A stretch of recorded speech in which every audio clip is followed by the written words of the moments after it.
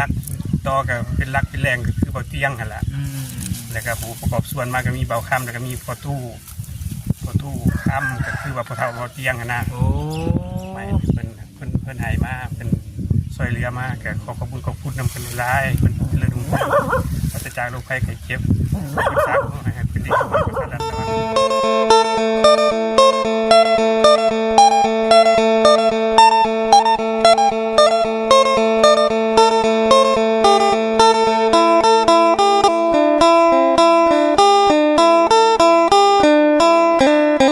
นพี่น้องเนาะทักทายสบายดีเด้อพี่น้องเด้อเนาะเดินทางมาอยู่ที่บ้านไออาจเพิ่นพี่น้องอยู่ที่บ้านที่เฮือนไออาจเพิ่นเครื่องของเต็มเบิดอยู่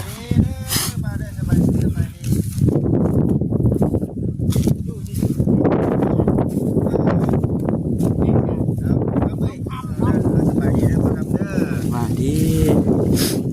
ตั้งอยู่ซื่อๆบ่เป็นดีๆอันนี้ว่าส่งให้น้องเพิ่นเนาะ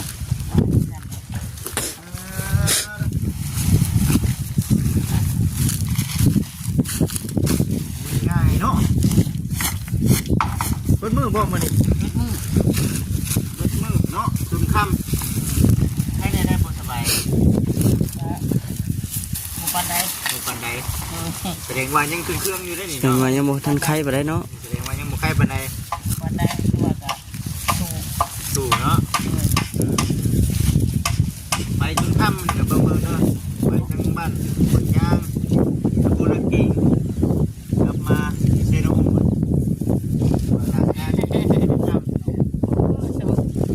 เลยเนาะส่งให้น้องให้ได้ดิอันนี้น้อง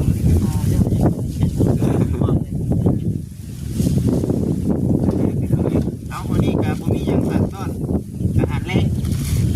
เบิ่งปิ้งไก่เซโนนี่ได้กินไหมบ้างมาเนี่ยโอ้ยพอดีเลยจ้ะเนาะคุณเลยเด้อคุณน้ำไงเอาเด้อมีของฝากของต้อนปิ้งไก่บ้านใหญ่ปิ้งไก่เซโน่ผมขอบใจเลยแซ่บเลยเนาะใจร้ายเด้อปิ้งไก่เซโนเนาะนี่คือไก่ตัวบ้านใหญ่เลยของฝากของต้อนมากมีของฝากของต้อนมาตลอดเอามือมันยังบริยุทธ์อีกดิเฮ็ดเรื่อยๆบุกงานเนาะบุกเมื่อวานนี่บ่มั่งเมื่อวานนี่บ่มาบ้างชื่อ2 มื้อไอเตียงบ่ไอ้ขึ้นไอเตียงมาคนช่วยกันเนาะซอยแน่เป็นมาเป็นกันมันแก่ซอยพร้อมเนาะแก่ซอยเมื่อเราไปเสว่าชื่อนี่บ่ครับเมื่อวานนี่บ่เมื่อวานนี่ไปมันยันเบี้ยมันคนละเบี้ยเนาะพอดีแล้วแหละว่าเดี๋ยวสิมาเยี่ยมยามก่อนว่าซั่นนะเป็นจังไดเนาะนอนที่ข้างในแล้วบัดนี้เนาะข้างในแล้วดีใจแล้วมันได้ฮุบเลยดิเพื่อสิฮุบบ้านมือฮุบจะตีหนึ่งฮุบจะตีหนึ่งพอดีตีสี่เครื่อง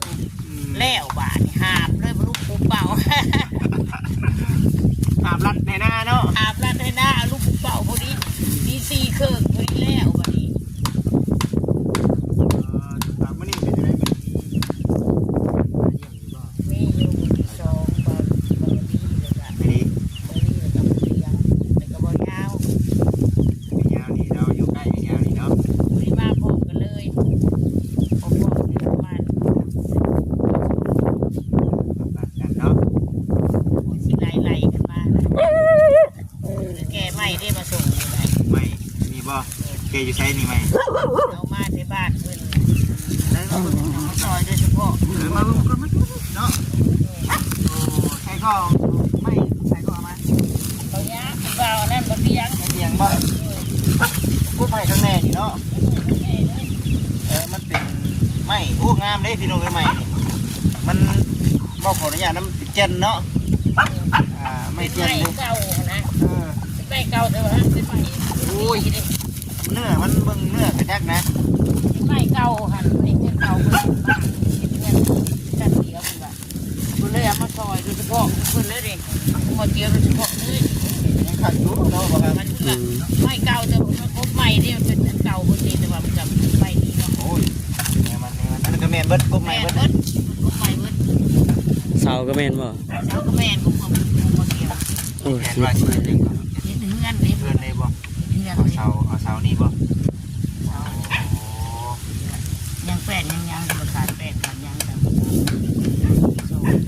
ไปเต็มที่ว่าซะเพิ่นว่า เนาะอันนี้ก็เฮาก็สิถ่ายอัปเดตให้กับ FC เต็มที่คือกัน ขอบคุณใจหลายๆที่ซอยเนาะหลายคนเนาะขอบคุณใจหลายๆอยู่ดีแห่งเบิดทุกคนเด้อใจซอยเป็นสภาพแก้วสภาพทองให้เนาะให้ได้อยู่ได้เช้าได้พักมีบนพักผ้าใสผู้ชนแดดชนฝนเนาะนอนอยู่ดีเลยแต่ขอบคุณใจหลายๆเนาะที่ใจซอยครับทุกคนเด้อเพื่อนเล็กหน่อยด้วย ดีใจนำหั่นแหละดีใจนำเนาะ ดีใจจนว่าบ่ออกนะว่ามันถึงผิวไปเลยจักน้ำตาจักเป็นยังบ่จักครบชุดมาพร้อมกันเลย มื้อนี้สิบ่มีน้ำตาละว่าเนาะได้มาฮอดปีแล้วเนาะ ปี มื้อนี้ ไก่ก็ได้กินมื้อนี้โอ้ยมื้อนี้กินข้าวกับปีไก่ทั้งแซ่บแล้วมื้อนี้ ผู้ดีเลยแหละพี่น้องเอ้ยว่าFC เพิ่นก็บอกว่าเอ้ยมาเยี่ยมเรื่อยๆในเด้อประชาชนไอ้น้องเพิ่น ขึ้นฮอดแต่แล้วน้องบ่เห็นหึงแล้วขึ้นฮอดแล้วมาเห็นก็จะดีใจแล้วลูกเต่ามาเห็นเนาะ จะไปเนาะไปเบิ่งทางสร้างเฮาก่อนเนาะโอ้ไปเสียเด้อไปก่อนเด้อเฮ็ดตลอดนะบ่ได้จะได้เนาะ จางนี่ก็บ่ขอไก่ซอย เข้าไก่แล้วนี่เนาะไก่ก็ลายเกินพี่น้องเนาะลายได้ไก่น่ะลายมันจะไปเนาะเล่นไปรีบเนาะโอ้ยสบายดีเด้อไอ้เด้อสบายดีสบายดีสบายดี สบายดีบ่ สบายดีสบายดีเฮ้ยยังชันอยู่ กันดีกินไรแล้ว ใครเนี่ยเนาะ ก็จิตมันจะมันยอดมันจะ โอ้ยสิมาชั่วโมงก่อนใช่ไหมน้องยังชันอยู่เนาะสาวไวๆดีไว ทุกคนทุกคน ๆมันเขาหายดีปกตินะเขาเห็นยังก็แม่นหาเงินหาคำเขามันสีบุมีแต่ว่าเป็นผู้ประชาชนเขาหาร่างกายเขามันแข็งแรงเลยเนาะนี่ก็ไม่ได้พาเขาไม่ได้อย่างเนาะตัวเองดีก็ถือว่าสู้เนาะเป็นบ่ แม่บ่ครับบ่คิดขอให้ตัวเองดีตัวเองเท่านี่ก็แต่บ่ดีบ่เท่ากับผู้ค้ากระสือ ดีไร เก็บน้ำคือระบบน้ำเลยย่อยเลย แต่พูดบ่เริ่มแต่บ่ายเนาะทางคอยกันมาจนแจ้งเนาะ สู้บ่ดีจริง ก็เมื่อยอยู่เนาะ สู้ก็ไม่ร้อยบ่ได้พ่ออยู่แต่มันก่อนเย็นบ่มันใส่บ่ได้เนาะสโลว์ไปเลย ก็ขออนุญาตเนาะการทำชีถ่ายได้มีงานการทำชีถ่ายคนผู้ใหญ่ช่วยมันก็สิพอระดีเนาะ เพิ่นก็ซอยอยู่แต่ว่าเฮาอยากมองมือมอเฮาก็ได้เพิ่นนั่นแหละซอยเด้ ช่วยมันช่วยเฮาช่วยเพิ่น เพิ่นซอยเฮาเป็นให้มีเฮาก็ต้องซอย ช่วยแห้ง ซอยแห้งก็ถือว่าเฮาซอยเฮาเองนะเขาสิเป็นงอมืองอเท้ามันก็บ่เป็นบ่มันสิได้ ว่าผู้ใหญ่เป็นช่วยอยากให้เฮาได้อันนี้เฮาเฮ็ดเฮาได้เนาะตัวนี้ก็ได้เนาะ ถ้าเพิ่นซอยเพิ่นก็ซอยอยู่ดอกเพราะว่าเพิ่นซอยคนอยู่แล้ว เนาะ แม่นว่า ถูกต้อง ถ้าให้บ่จิตมาซอยบ่จิตก็มาซอยอยู่แล้วเพราะว่าบ่จิตซอยคนอยู่แล้วแม่นแต่ว่าแต่เฮาก็บ่ต้องไปถามเพิ่นปานนั้นเฮาก็เฮ็ดแต่เฮามีแต่เฮ็ด ขอเฮ็ดไปเนาะสิได้จังว่ามายามใดจะเฮ็ดยามนั้น ก็เลยใช่ครับเลยว่ากำลังใจมาเฮาก็สู้ มื้อนี้ก็บ่มีหยังหลายมาให้กำลังใจเด้อเนาะมาให้กำลังใจบ่จิตเชื่อว่าหลายๆคนก็ต้องการกำลังใจนะมาให้กำลังใจกับปีไก่ใหญ่มากเลย มวยน่ะไปหาผู้นั้นก็สร้างมวยน่ะมาหาผู้นี้ก็สร้าง บ่มีมองอยู่เด้อบ่จิต มันบ่คัก สิรีอยู่ในโกนคือเลยนะเป็นแบบนั้น แม่นอันนี้ใครในได้เนาะมากะห้องบ่ได้ก็ได้มาให้กำลังใจกันมันก็ อยู่ว่าหายไปนะวันนี้ก็ยังมีผู้มาเยี่ยมมาชมมาแวะฟ้าถือว่าคุณวาสนาสูงๆในพื้นที่ ถือว่าหายากได้เนาะหายากบ่ขออนุญาตนำก็เฮาทุกข์เฮายากก็หน่อยนักเนาะสิมีผู้คนมาเยี่ยมมายามอันนี้ก็ถือว่าเป็นวาสนาของทางอ้ายเนาะ โสดผู้ใน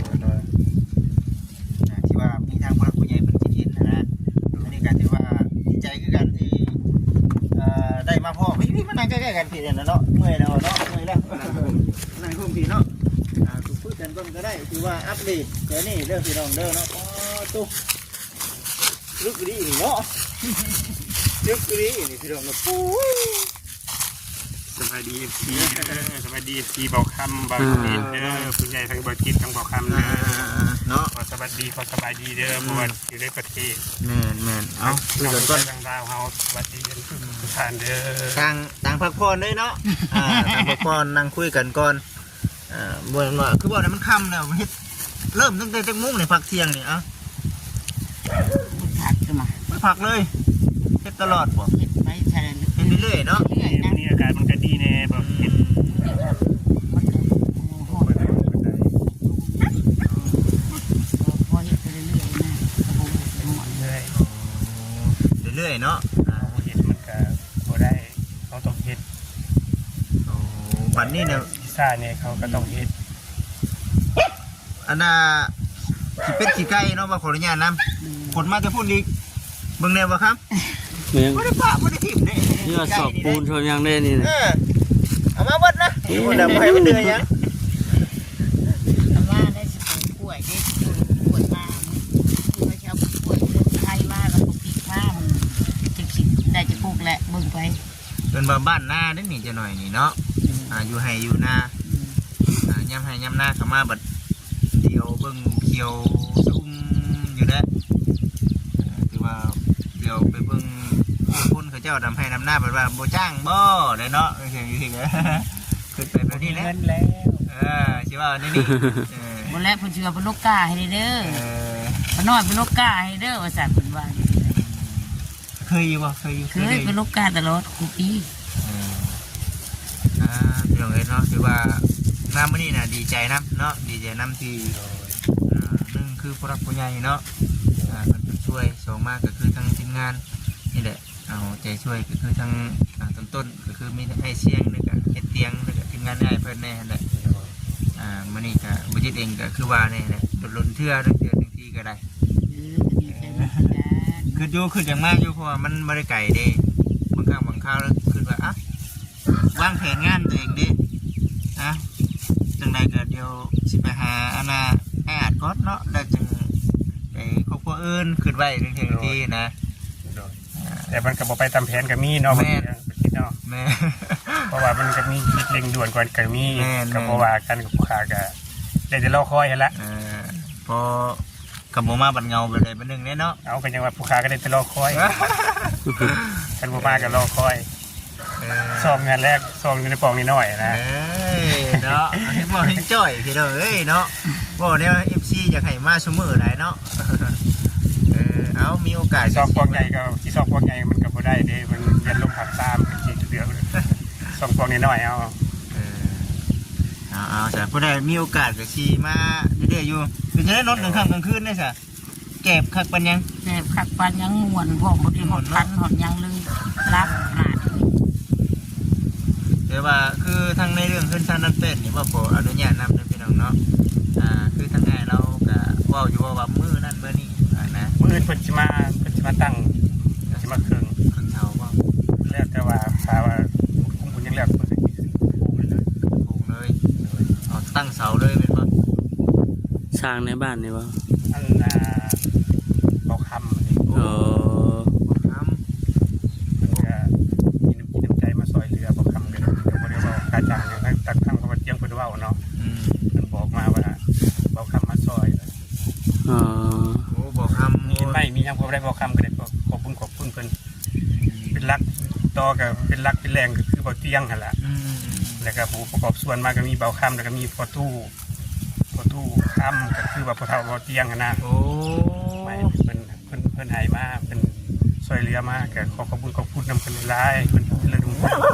าจะจากโรคภัยไข้เจ็บเพิ่นสร้างให้เป็นดีของประชาชนแต่ว่า9สั้น10สั้นนั่นแหละ สตูเขาก่อนพี่น้องสมคำที่ว่าคือทั้งไงเราว่าช่วยเต็มที่เลยเนาะเขาก็เบิ่งอยู่เนาะได้คลิปง่ายไปแล้วช่วยให้มันชุดเนาะว่าดีใจน้ำเนาะดีใจทั้งนี้ที่พี่น้องเลยเนาะ จะดีใจทางบักจิตมาเยี่ยมมาชมมาเยี่ยมมาจามนั่นแหละดีใจเบิร์ดทุก ทานที่เขามาเป็นยินดีต้อนรับเปิดทุกทานเด้อบ่ได้มีบันปันส่วนบ่ได้ไปแหวกว่าคลิปนี้สร้างผู้นั้นบ่หักเปิดทุกทานนับถือเปิดทุกทาน อันนี้ก็อยากทุบน้ำยูอยากซอยน้ำยูพี่น้องเนาะแต่ว่าก็คือว่าเนี่ยทำทีเฮามีเนาะทำซอยทำทีเฮาน่ะซอยได้คือว่าเนี่ยพี่น้องคือบ่จิตเองก็คือ FC เพิ่นเฮ็ดนั่นแหละก็บ่ได้ ว่าผู้รักผู้ใหญ่ทั้งเบาค่ำทั้งเบาจิตว่าอยากบริจาคมาอยากซอยเรือกับบริปฏิเสธเด้อโดยความยินดียินดีเด้อ โอ้เนาะ ย่อมือสิพี่เสน้องนี่แหละมียังคอได้คอด้วยมือเปล่าๆนี่แหละคอด้วยคำบอกคำจานี่แหละอาชีพบ่มวนส่วนบุมัวแต่ว่าก็คอด้วยความใจใช้ซื่อความจริงใจนี่แหละย่อมือสุดสองนั่นแหละ เฮาบอกคนนี้เฮากับบอกคนนี้เฮากับจักสิเพิ่งไผเนาะจึงว่าทักหาอ้าย คันมีหมองเพิ่งก็คือสิบ่เพิ่งสายบุญดอก ถือว่าชุดแล้วเนาะตอนนั้นเนาะ ได้ เพิ่งเรียนกับมือดินดนแหละ อันนี้คือเขาบอกความเป็นจริงเลยแหละเป็นยังไงเนาะคันว่าเราแมน เพิ่งตัวเองบ่ได้เลยถ้าเพิ่งบ่ซอยก็สิว่าบ่เป็นหยังเลย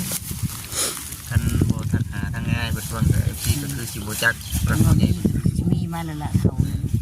ก็ว่าบืนอยู่แมนบอก แต่ว่าสูงถอยแต่ว่าท่ออยู่แต่ว่าต้องสูง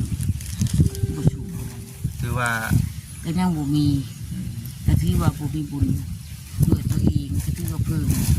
ที่เพิ่งน้องที่เพิ่นใจบุญเนาะก็จึงได้เป็นวันนี้นั่นแหละ ทั้งไม้กอง ทั้ง นี้ ไม้ทั้งชั้นทุกอย่างเลย มี2ถาดที่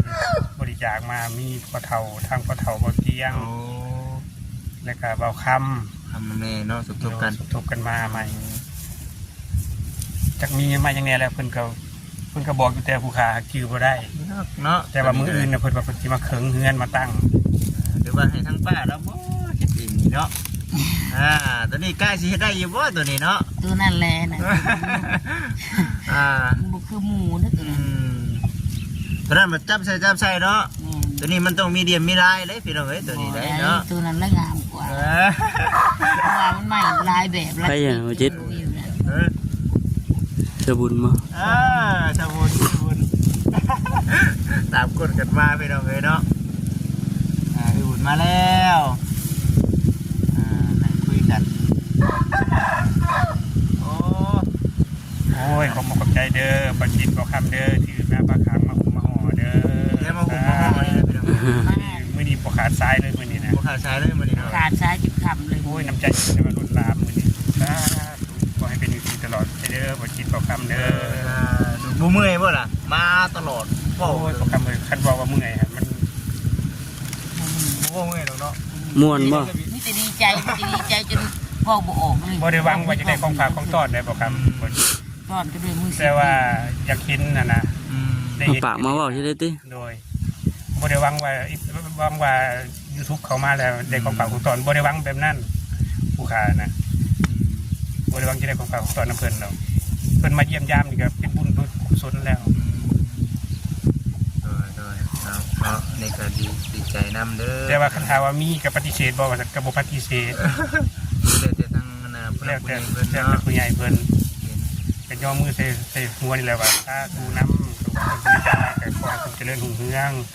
ปราศจากโรคภัยไข้เจ็บอยู่ดีมีสุขเจริญเลยกินทำทุกขาดช่วยเหลือมาก็สาธุน้ำ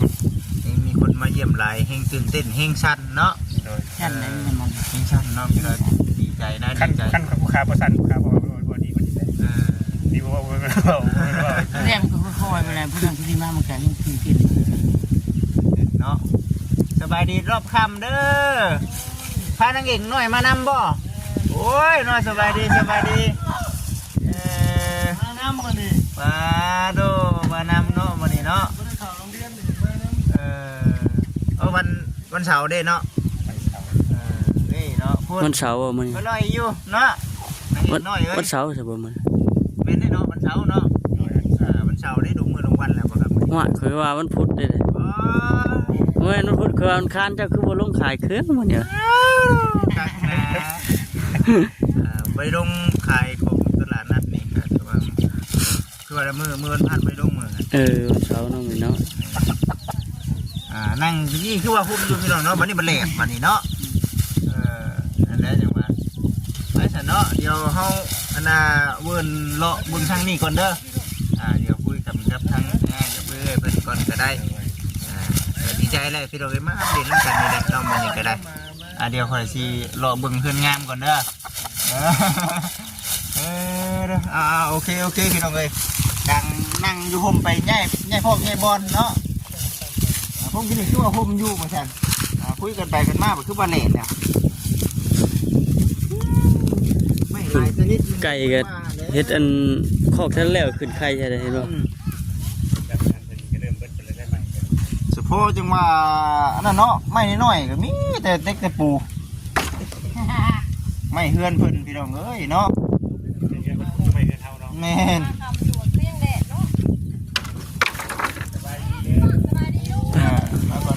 ในไก่แล้วนะว่าจิต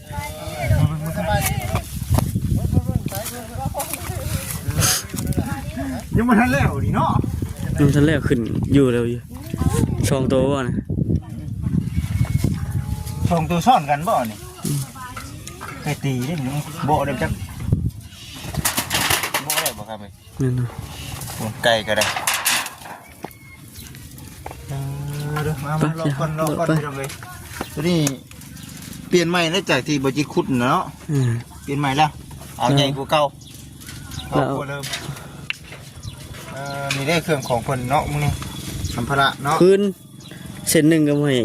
ป้าไว้นะเดี๋ยว บ่ให้มันเดือนะเบิ่งคักแล้วเอามาบดชุยางก็ดีนี่เนาะนี่มึงนี่บ่ครับเนาะงางิ้วงาตอก โคตรโฟดีเนาะ นักหัวเรากับผมเนาะอยู่พุ่นมีหัวพี่มาพี่ก็มีหัวเนาะโอ้ดู โคตรกับหัวเนาะ มั่นใจได้บ่ล่ะทางไปอันนี้ ก็มันหลายตื่นเยอะเลย หลายอันจ้องกันเนาะ โดยบานนี้มือนั้นนั่งเบิ่งเลยกับบนนั่งแล้วมือฝนตกเลยมาหาเครื่องแต่ตีหนึ่งมามันล้มมันแห้งเนาะมันก็นั่งลองเบิ้งมันอยู่ผู้เดียวน้องชายเขาไปนอนที่พุ่นบ้านนี่ ตั้งสิลองบ่ นั่งลองเบิ้งว่ามันสิล้มแห้งเลยนั่งเบิ้งเด้อนั่งเบิ้งแล้วก็บ้านนี้ล้มก็แห้งมันบ่ตีงเลยมันอยู่ได้แล้วก็หาบมาเลยบาด ตัดสินใจ ตัดสินใจขันบ่หาบขันบ่นั่งลองเบิ้งที่ว่าบ่ได้ย่ายแหละตู่เนี่ยฝนตกแห้งหนักบ้านนั่งลองเบิ้งวันนี้เป็นเขามันเป็นแห้งกับเขาตัวนี้เขากองเทียคิดว่า แต่ว่าบ่ได้หัวบ่ บ่ได้หัวไปยังตัวหัวนี่น้อยหนึ่งแล้วก็เอาตัวนี้มาสอดใส่กัน บ่ได้สั่นดุมบ่มุมบ่ บ่ได้สั่นบ่ตีงเลยได้ แต่ว่าจะพูดนะดุมต่ำดุมต่ำเลยเนาะ ตั้มมันแล้วบัดมือกันมางเสาลงเลยบ่เตรียมกระจับมันก็โง่ยลงบ่กะเรือน้อยเดียวมันก็หักเอาเลย พอแล้วกับมันบ่ได้มันบ่ได้แน่นมันแน่นอยู่ มันฆ่ากันหลายอันบ่ แน่นอยู่แล้ววันนี้อันพวกกินห่ามันขาดไปเบิดดิ มันฆ่าหลายอันนี่ชื่อเนาะ แล้วมันฆ่าอะไรอันสิแล้วมันก็ลง พี่น้องเอ้ยเนาะแน่นคักได้เลย อันนี้ก็ยังบ่ตีงนี่ก็บ่ไปคิดว่าเอาเลยติ สู้ได้ก็เลยหาบเครื่องมาเลยแบบนี้ไม่ใช่ก็สิบ่ได้มั่งบริหาบเครื่องมาปะเตียงคนมีอันเดียวก่อนมันเอื้อกับน้องปะสินอนมันก็บ่คือเนาะมันต่างคนต่างมีอายุแหละมันเกิดบ้านเมืองก็เบิ่งน้องก็นอนอยู่ตอนนั้นได้บ่หอนมือมั่งล้างข้าวออกก็ไปนอนตาก หมูมีหลังคาก็นอนนะติ เอาใส่เนาะมึงนี่พี่น้องเอ้ยเนาะโอ้ย ลุงปุ่มเป่า โหนี่บนตั้งเพิ่นได้ก็ได้มีหยังหรอกสะออนเพิ่นละเอียดแบบไม่อยากให้มันเดือนะว่าขออนุญาตนะพี่น้องเอ้ยแม่เด็กไม่น้อยก็เอามันมาอันนี้ก็เอามาแต่เซ็ตแท้นี่ เอามานั่นเขามือนั้นเขามาหาพื้นมาให้เนาะเขาเด็กน้อยแหละเด็กน้อยผู้บ่าววัยรุ่นนั่นแหละเขาก็อยากกินเขาแน่เขาก็หาพื้นมาขายให้เขาก็แบกอันนี้มาแถมให้แล้วก็เอา งดมาเงียบเนาะมันยังก็ได้ แล้วก็เอาวันนี้ก็วันตายแม่ฉลามมันก็เอาแบกมาให้แล้วก็หา1,000 10,000ก็ให้เขา เฮ้ยรู้จักเจ้าบ่ตัวนี้ รู้จักเขามาเห็ดเขามาเลยเขาก็มาจอดผากไว้ ให้เจ้าบนมีรู้จักบ่ มีและรถคันนั้นแล้วก็ ปกติรู้บ่ขี่ได้อยู่บ่ ข ขี่ได้อยู่ เอาได้อยู่เนาะ ก็ได้ขี่ไปหันไปดีได้อยู่ตลาดก็ดีไปเท่าไหร่ โอ้ยอันนี้คือจะเป็นพอกเนาะทั้งไพนอนตัวนี้ อันนี้เขาเอ้ยนอนอันนี้ นี่ อันนั้น ข้า ของ งน น้อ อง ก ชาย โอ้ วันนี้น้องชายมาเนี่ยนอนพี่หรือให้มานอนตัวนั่นแหละคือกับไปพุกเอาไม้กับเอานอนตัวนั่นมานี่ ยอมหับเด็กพี่น้องเนาะเป็นยังดอกเนาะหรือว่าเฮ็ดบอกขออนุญาตนำเนาะเฮ็ดคือเฮ็ดดินเนาะแบบเพื่อนชานนั่นเป็นน่ะแต่ว่าเขาอยู่ดีๆพี่น้องเลยเนาะมันบ่มีได้ซะเนาะ มันมีเขาต้องจำเป็นแต่ว่าเขาสูเลย คือ ท่ เห็ อน แต่บ่ต้องถอย อืม ถ้าถอยเราบ่ได้ คือเห็ ท่ น อแต่บ่ถอย คือเห็นสภาพแต่ข้างน้อย เขาถอยแล้วเขาเสียได้บัดนี้เขาสิได้อยู่ได้กินเขาก็ต้องสู้เรื่องท่อมันก็ท่อพอแห้งแล้วร่างกายเขาก็มาสำนีเลยแต่มันก็ถอยบ่ได้แล้ว บอกขออนุญาตนำเนาะซ้ำนี่ยามนี่ซ้ำนี่เนาะ ดู ยามฟ้ายามฝนนี่อยู่บ่ได้แถวนี้ อยู่บ่ได้แล้วนี่ น้ำเลย มันก็บ่เวทนี่ น้ำอังหมดเลยพี่น้องเอ้ยแถวนี้เด้อเนาะซ้ำนี่น่ะอยู่ได้อยู่ซ้ำนี่บัดยามฝนดีๆดอนะโอ้ ในใจเขาเป็นไปได้ก็จะได้ดินไปแล้วมันจะเกิดจะนั้น ดินถมบ่ ดู เด้อ เชียวจะได้แล้วเขาบ่มีก็บอกสาระ แต่ว่าในเรื่องบอกขออนุญาตนำทางไอ้เพิ่นสิปลุกทางไหนก็มาเคิง ปุ๊บเท่านั้น เคิงเท่านั้นบ่ ไปได้ดีสมบูรณ์ มันบวกมันอังไหนเนาะ เยอะก็ยังจะมันจะลุ่มนี้ พี่น้องนี่แต่ว่าตามมีก่อนเนาะตามสภาพการมันคือว่าแบบพี่น้องเอ้ยเนาะบ่สร้างเรื่องที่เฮาเฮ็ดปลุกอันนี้ขึ้นไว้ก่อนกันไว้ยามพายามพ้นเนาะถึงเลขถึงหวยถึงเบอร์โอ้ยเนาะถมมาเลยมันยังก็ได้คนเขามันสิดวงมันสิมาพอ แม่ ดีเนาะมันก็ จังถมเบิดซะเนาะว่ามันอยู่ในเมืองที่นี่เฮาสิไปเอาอยู่ใช้สายดินเขาจะเอามา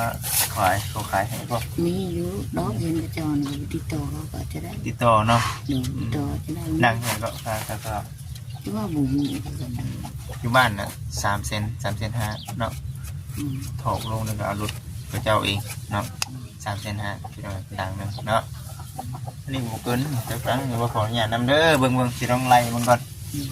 โอ้ยันลายอยู่เด้อเนาะยันเช้าไปเนาะก็มาเต็มนี่ประมาณ20พุ่นน่ะเฮาก็บ่ได้เฮ็ดสูงนี่บอกคนนี้เพียงหน้านี่โอเคเนาะ ประมาณ พี่ว่าใครเลยนะขึ้นไปได้กับขนมกับมามีคือว่า พี่น้องเนาะมีแต่เบิ่งไปน้ำกันพี่น้องเอ้ยเนาะเด้อเบิ่งดูบ่ครับลองหวนดูเนาะเนาะมึงนี่ ไปพี่น้องเนาะ เฮ็ดไปอันนี้ก็ได้เนาะ เดี๋ยวจบคนเด้อพี่น้องไว้ตรงไหนกันโอเคพี่น้องเนาะสบายดี